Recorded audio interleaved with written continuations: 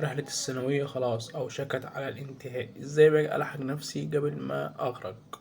النهاردة عن ازاي انت تبدأ تذاكر صح في آخر شهرين دول، وتبدأ بقى تعالج المشاكل في كل مادة.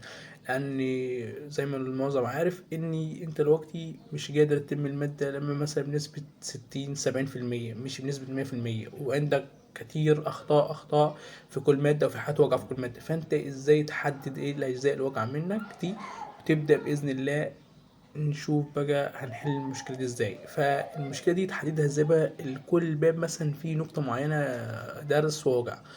انت هتبدأ اول خطوة اللي انت تبدأ تحل مكثف على كل باب. يعني مثلا في كتب التدريبات اللي نازل دي معظمها نازل فيها اسئله مكثفه على الباب الاول، او بنك اسئله على الباب الاول. انت تبدا بنك الاسئله دي تحله كله على الباب الاول. يعني تذاكر الباب الاول تبدا تحل على الاسئله دي.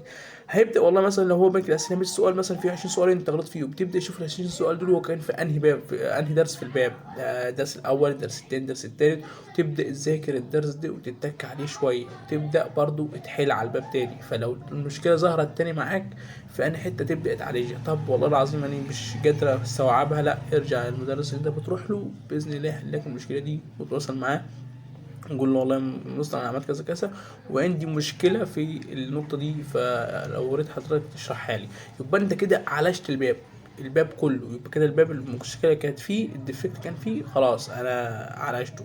بعد لما تعالج الباب خلاص تبدا على الباب التاني والتالت. بعد كده تجيب على الباب كله، وباقي الباب كله تبدا تجيب الدنيا عليه وتحل عليه كميه كبيره جدا من الاسئله، بحيث ان انت خلاص بقى الباب التاني الباب التالت بقى كده المنهج كله او الماده كلها. تبدا بقى تشوف ايه المشكله هتظهر لك لما تحل على الماده كلها في كل باب، وتبدا تعالجها زي ما انت عملت في كل باب.